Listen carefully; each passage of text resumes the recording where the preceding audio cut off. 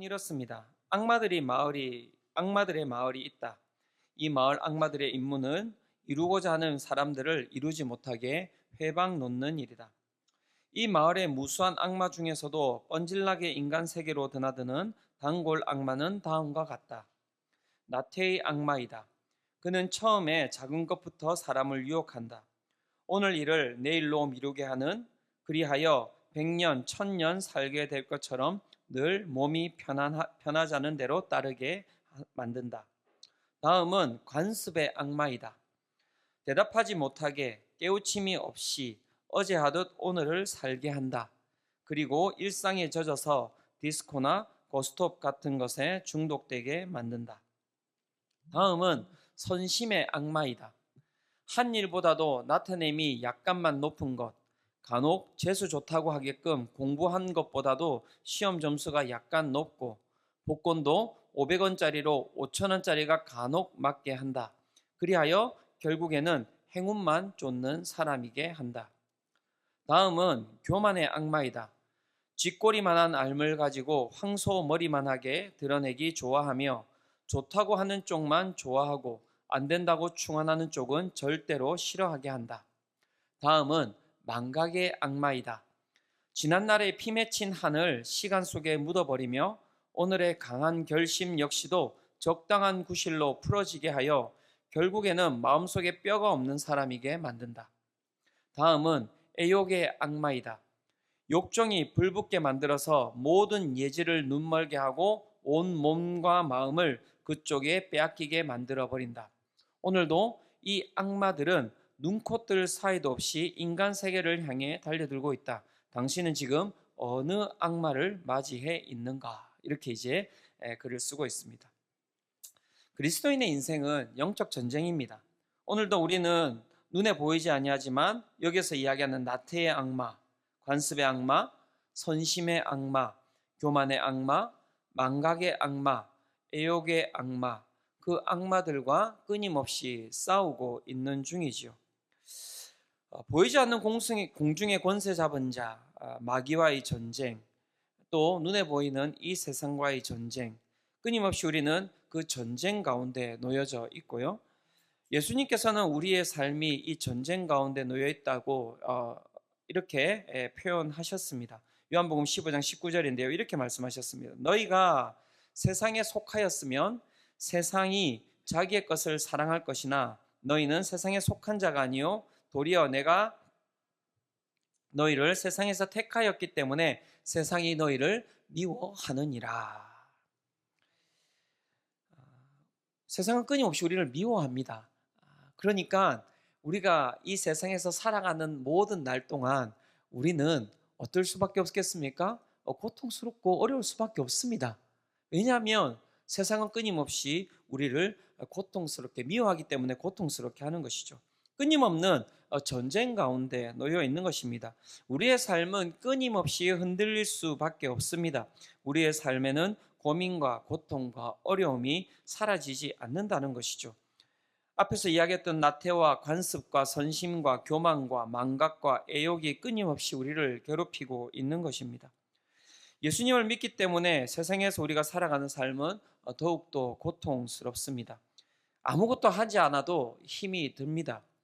정체성 자체가 다르기 때문에 항상 우리는 고민 중에 살아갈 수밖에 없는 것입니다.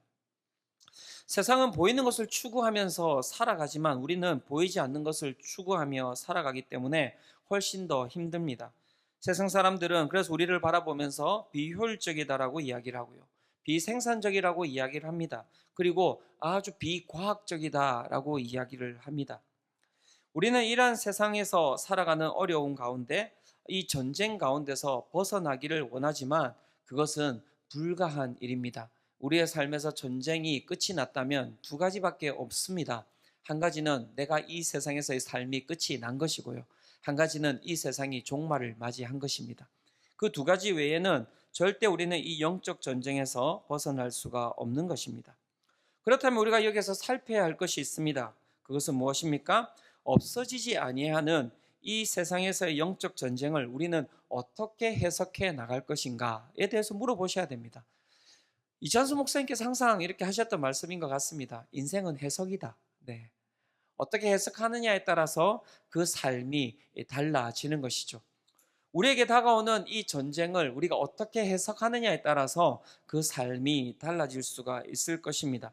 저는 오늘 우리에게 다가오는 이 없어지지 아니하는 이 영적 전쟁이 우리 가운데 고통과 고난과 어려움을 주는 것이 아니라 우리의 삶에 유익이 됨을 살펴보고자 합니다. 오늘 우리가 읽은 이 본문은 미디안이라는 족속이 이스라엘 백성을 치기 위해 쳐들어오자 하나님께서 사사 기드온을 그 전쟁으로 부르셔서 싸우시게 하는 장면입니다. 미디안이 쳐들어온 그 숫자는 13만 5천 명, 어마어마한 숫자가 쳐들어온 것입니다. 10만 대군이죠. 10만 대군. 야, 엄청난 숫자 아니겠습니까? 거기에 맞서 싸우고자 하는 이스라엘 백성의 그 병사는 몇 명인지 아십니까?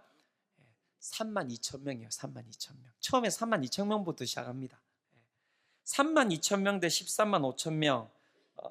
전쟁이 되는 숫자입니까? 전쟁이 되지 않는 숫자입니까? 전쟁이 되지 않는 숫자입니다. 이 말이 되지 않는 이 전쟁을 하나님께서 이스라엘 백성과 기드온에게 허락하고 계시다는 것입니다. 왜 하나님께서는 우리에게 이런 말도 안 되는 전쟁을 허락하고 계시는 것일까요? 첫 번째는 이 전쟁을 통하여서 우리는 무엇을 두려워하는지를 살펴볼 수 있다는 것입니다. 우리의 삶에 내가 무엇을 두려워하는지, 이것은 신앙 가운데서 너무나 중요한 것입니다. 전쟁 가운데 내 삶이 흔들릴 때, 내 삶에 내가 감당할 수 없는 고통과 고난과 어려움들이 다가올 때 우리는 우리가 무엇을 두려워하는지를 알게 됩니다. 그런데 그것이 왜 우리 가운데 유익이 되겠습니까? 그것은 내가 무엇에 종속되어 살아가고 있는지를 정확하게 보여주는 것입니다.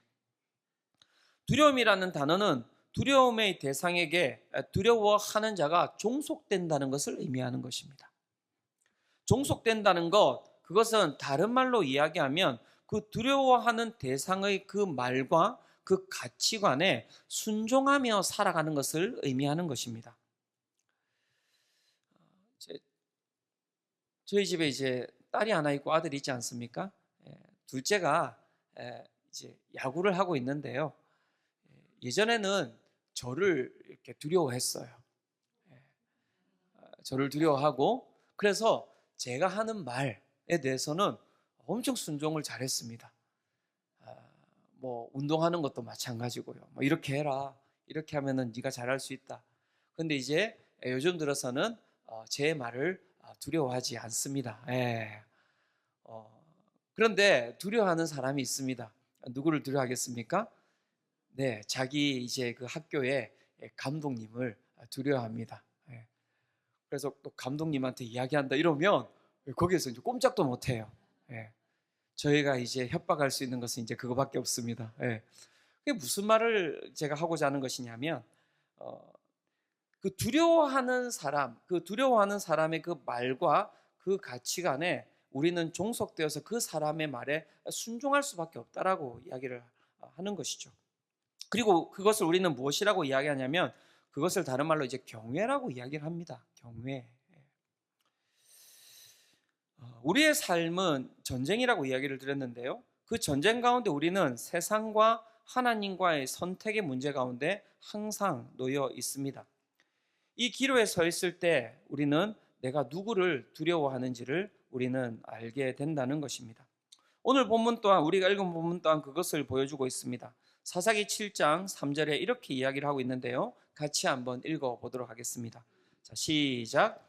이제 너는 백성의 귀에 외쳐 이르기를 누구든지 두려워 떠는 자는 길라산을 떠나 돌아가라 하라 하시니, 이에 돌아간 백성이 2만 2천 명이요 남은 자가 1만 명이었더라. 하나님께서 기드온에게 이야기합니다. 두려워 떠는 자들, 그 눈앞에 보이는 13만 5천 명이 두려워 떠는 자들을 다 가라고 한번 이야기를 해봐라. 여러분, 그 전쟁에 나왔지 않습니까? 일단 그 전쟁에 나왔는데 눈앞에 적이 있어요. 그 적이 있는데 여러분, 두려운 자는 가라고 하면 여러분들은 가겠습니까? 안 가겠습니까? 얼른 가야죠, 그죠? 맞습니다. 얼른 가야죠. 저는 또 안 갈 거라고 저는 믿고 있었는데 이렇게 네, 얼른 가겠습니까? 네, 그죠? 그래서 얼른 갔습니다, 사람들이. 네, 그 3만 2천 명 중에서 몇 명이 떠났습니까? 2만 2천 명이 떠났습니다. 여기에서 알 수 있는 것은 무엇입니까? 이들은 자신이 무엇을 두려워하고 있고 무엇을 섬기고 있는지를 명확하게 알게 된 것이죠. 하나님께서 그들을 전쟁터로 부르셨습니다. 그렇다면 그 부르심에 합당하게 어떻게 해야 됩니까? 그 자리에 서 있어야 되는 것이죠. 아무리 눈앞에 거대한 적이 있다 할지라도 하나님을 두려워한다면, 그죠? 그 눈앞에 있는 수많은 적보다도 하나님을 두려워한다면 그 자리에서 벗어나서는 안 되는 것이죠. 즉 전쟁 가운데서 우리는 명확하게 우리가 무엇에 종속되어 있는지, 무엇에 우리가 무엇을 따르고 있는지를 정확하게 알 수가 있는 것입니다.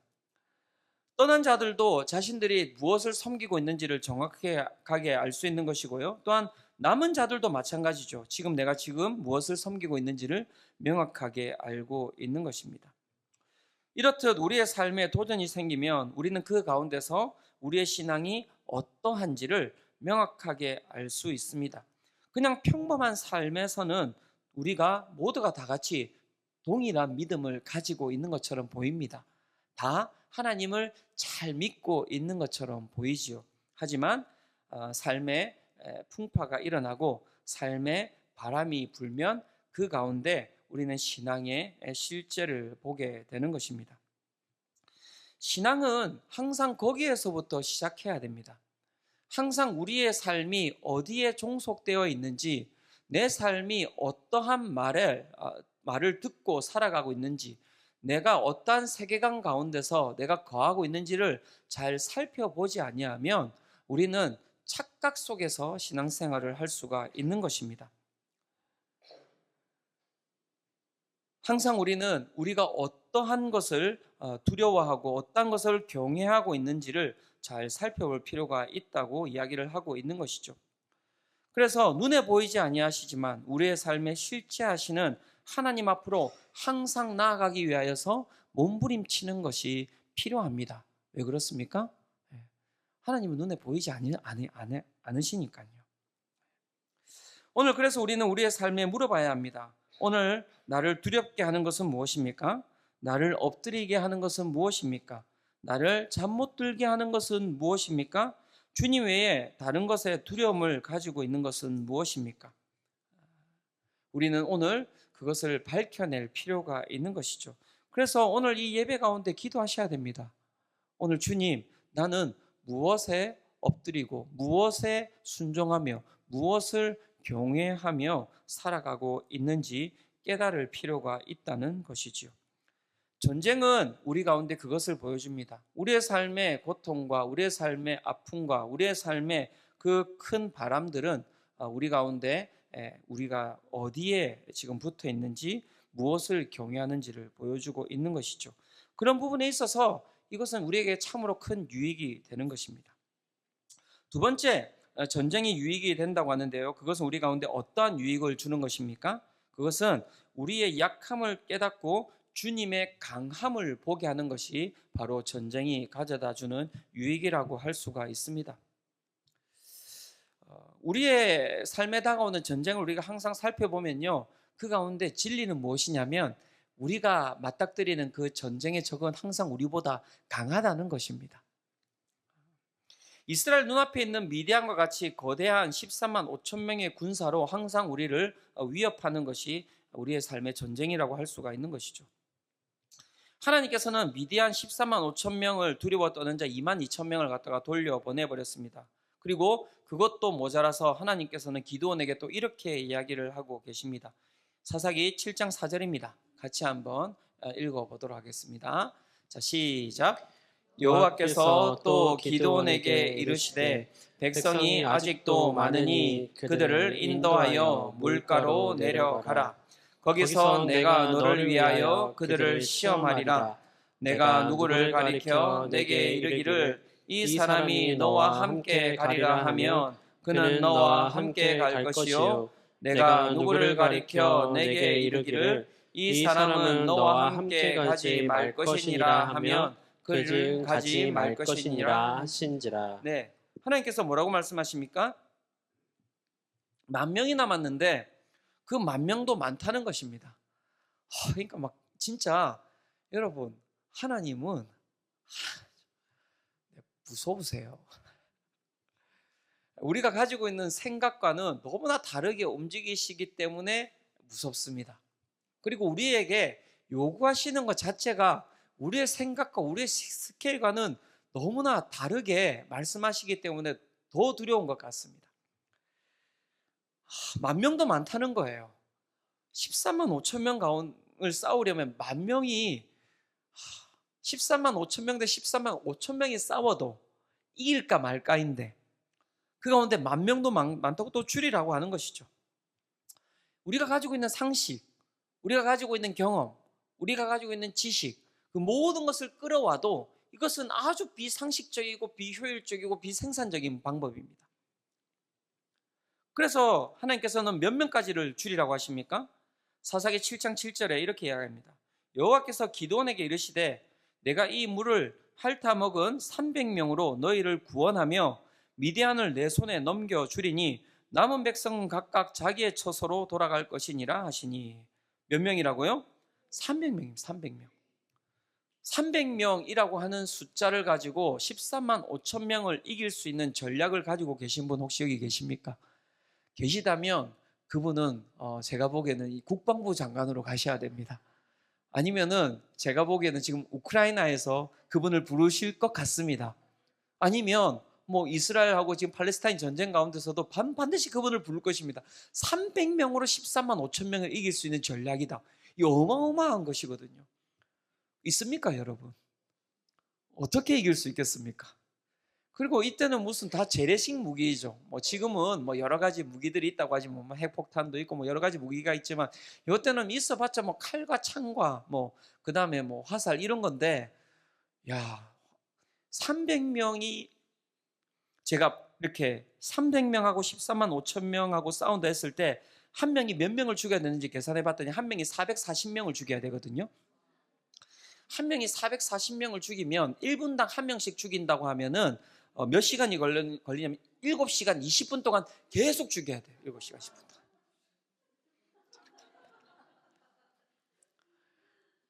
그걸 시험해 보시려면 밖에 이제 삽이 있고 저희들이 곡괭이가 있으니까요. 곡괭이를 들고 텃밭에서 7시간 20분 동안 계속 이렇게 한번 내리쳐 보시기 바랍니다.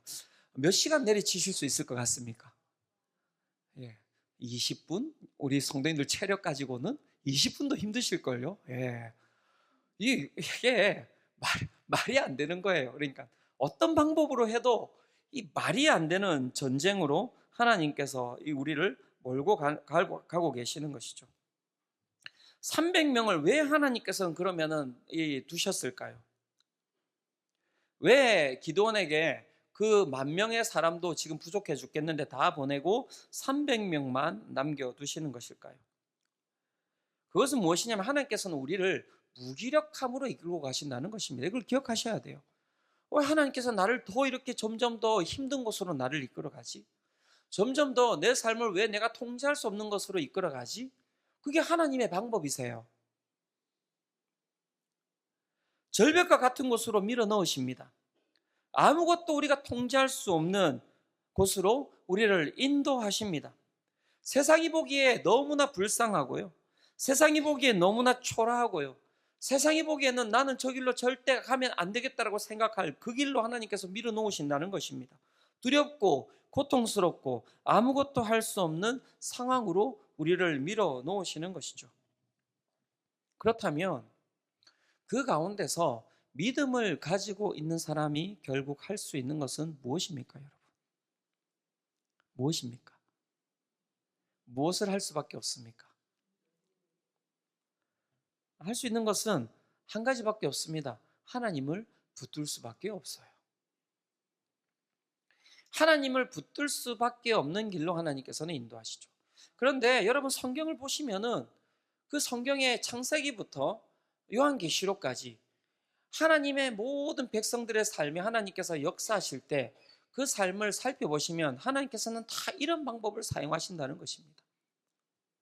다 이런 방법을 사용하십니다. 그 누구도 부정할 수 없는. 그래서 사사기 7장 2절에 그 말씀을 하고 계시는 것 아닙니까? 여호와께서 기드온에게 이르시되 너를 따르는 백성이 너무 많은즉 내가 그들의 손에 미디안 사람을 넘겨주지 아니하리니 이는 이스라엘이 나를 거슬러 스스로 자랑하기를 내 손이 나를 구원하였다 할까 함이니라. 네. 그 어떤 여지도 남겨두시지 않는다는 것입니다.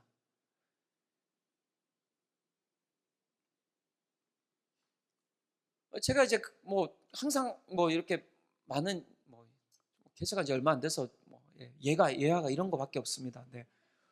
교회 정말 이 장소 정할 때 생각해 보면요, 진짜 끔찍하거든요. 정말 모든 길을 다 막으세요. 정말 죽을 것 같아요, 여러분. 정말 지금은 지나가서 이렇게 담대하게 이야기를 할 수 있지만요, 정말 모든 길을 다 막아 놓으세요. 모든 길을 한 곳도 열어 놓으시는 것이 한 곳도 열어 놓으시는 것이요. 정말 이 수정구 이 근처에 있는 모든 곳을 갖다가 다 틀어 막으시고 딱 한 곳만 길 열어 놓으시잖아요. 교회가 세워지지 않을 만한 곳으로. 너무 쉽지 않은, 어떻게 보면 믿을 수밖에 없는, 하나님께서 하셨다라고 믿을 수밖에 없는 그 길로 우리를 인도해 가시는 것입니다. 지금 교회에 여러 가지 상황들이 놓여 있습니다. 교육자에 대한 부분들도 마찬가지입니다. 지금 작년에 원래는 교구 교육제가 이렇게 오기로 했는데 지금 오지 않고 지금 이제 1년째 가고 있는 것 아닙니까? 저는 또 두려워요. 또 두려워요. 또 안 구해질까 봐. 하나님, 1년은 진짜 이 악물고 정말 주님 버티고 왔는데 내년에도?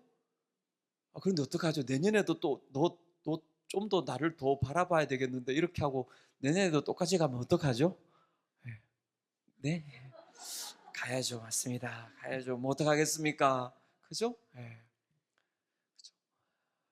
무기력함으로 우리를 이끌어 가세요. 무기력함으로. 그곳 가운데서 결국 하나님께서 드러내시고자 하시는 것은 무엇입니까? 하나님께서 이 땅 가운데 살아계시다는 것입니다. 아무것도 할 수 없도록 그 자리에 세우시고 그 전쟁 가운데 세우시고 우리가 얼마나 약한 존재인지, 우리가 얼마나 부족한 존재인지, 우리가 얼마나 그 가운데서 하나님을 두려워하지 아니하고 세상을 두려워하고 있는 존재인지를 깨달아 알게 해주시고 그 세상을 너희가 바라보고 나아간다면 멸망할 수밖에 없고 나를 바라보며 나아가야 된다라고 말씀하고 계시는 것이죠. 특세가 이제 끝나고 나서 지금 이제 한 주하고 반이 지나가고 있는데요. 특세가 끝나고 나면은 뭔가 이렇게 좋은 소식도 있어야 되고 여러분 그 가운데 뭔가 큰 기적들도 있어야 되고 이런 것 아닙니까? 그런데 여러분 지금 기도할 제목이 더 많아졌어요. 여기저기 아픈 분들의 지금 이야기를 듣고 있는데요. 그 결과가 그렇게 썩 좋지가 않습니다. 더 좋지가 않아요. 상황들이 안 좋은 이야기들이 여기저기서 더 많이 나오고 있고요. 교회의 상황을 살펴봐도 뭔가 좀 더 뚫고 나가야 되는 부분들이 있으면 좋겠다라고 생각을 하지만 실제적인 여력은 없어 보입니다.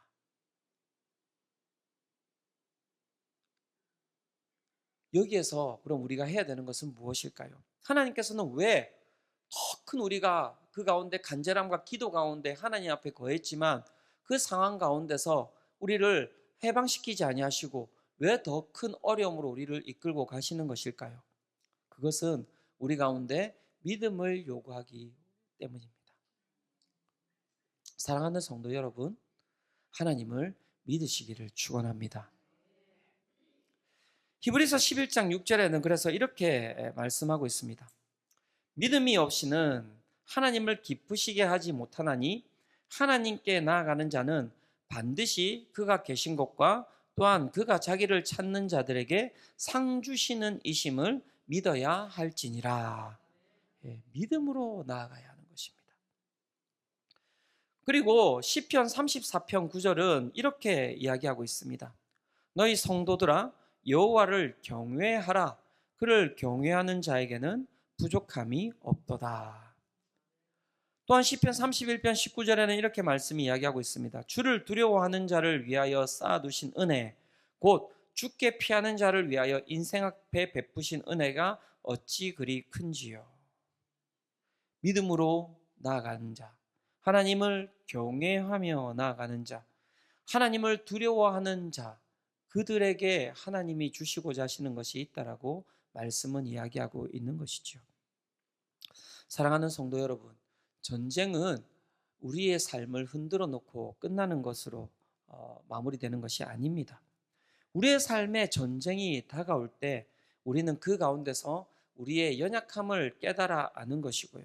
그 가운데서 진정 살아계신 하나님 아버지 앞으로 나아가게 되는 것입니다. 그리고 믿음으로 나아갈 때 하나님께서는 반드시 그들에게 상 주시고 부족함이 없게 하시고 그 가운데 은혜를 주실 것이다 라고 말씀하고 계십니다. 사랑하는 성도 여러분, 이것을 믿으시기를 축원합니다. 수성빛 교회는 이제 2년을 넘어서 3년 차로 들어가고 있습니다. 마음 가운데 교세 확장에 대한 부분들이 있을 수가 있습니다. 하지만 끊임없이 하나님께서 말씀하시는 것은 무엇이냐면 너희들의 믿음이 가면 갈수록 깊어지고 있느냐에 대해서 항상 물어보고 계십니다. 여기에서 살아가고 있는 모든 성도님들께서 물어보셔야 될 것은 무엇이냐면 이 공동체 가운데서 하루를 살아가면서 우리의 신앙이 더욱더 하나님 앞에서 하나님 보시기에 깊어지고 있는지를 물어보셔야 된다는 것입니다. 우리 가운데 어떠한 전쟁이 일어나든 어떠한 어려움이 닥쳐오든 그 가운데 우리를 무엇이 흔들어 놓든 그 가운데 그 전쟁 가운데서 우리는 어디로 나아가고 있습니까? 하나님께서는 이 공동체가 그 믿음을 쌓아가기를 원하고 계시는 것입니다. 날이 가면 날이 갈수록 그 믿음의 스토리가 쌓이기를 원하는 것이죠. 그 믿음 가운데 나아가는 자들에게 상 주시는 그러한 삶이 이곳 가운데 있기를 원하시고요. 여호와를 경외하는 자, 그 여호와를 경외하는 자에게 부족함이 없도다라고 말씀하신 그 말씀이 오늘도 우리의 삶에서 이루어지는 그러한 모습을 하나님께서는 이 공동체 가운데 두시기를 원하시는 것입니다. 또한 주를 두려워하는 자를 위하여서 쌓아주신 그 은혜, 그 베푸신 은혜가 무엇인지 이곳에서 살아가고 있는 한 명 한 명의 성도들의 삶을 통하여서 하나님께서는 이 땅 가운데 그 능력을 드러내기를 원하시는 것이죠. 그런데 필요한 것은 무엇이냐면 우리의 반응인 것입니다. 우리의 반응이 일어나지 않으면 이 교회는 그저 경건의 모양은 있지만 경건의 능력은 사라져버린 그저 헛된 그러한 공동체가 될 수밖에 없을 것입니다. 사랑하는 성도 여러분, 믿음으로 나아가시기를 축원합니다. 우리 앞에 무엇이 어떤 일이 닥쳐오든 그 가운데 우리가 돌아설 수 있고 우리가 붙잡을 수 있는 것은 없습니다. 무엇이 우리 가운데 힘이 되겠습니까? 무엇이 우리 가운데 능력이 되겠습니까? 오직 우리가 이 시간 붙들 수 있는 것은 무엇이냐면 바로 여호와 하나님 한 분밖에 없음을 사랑하는 성도님들 믿으시기를 축원합니다. 오늘 이 수요 기도회 가운데 그래서 우리가 그 전쟁 가운데 주님의 이름을 선포하며 나아가기를 원하고요. 우리가 믿음으로 이 시간 나아가기를 소망합니다.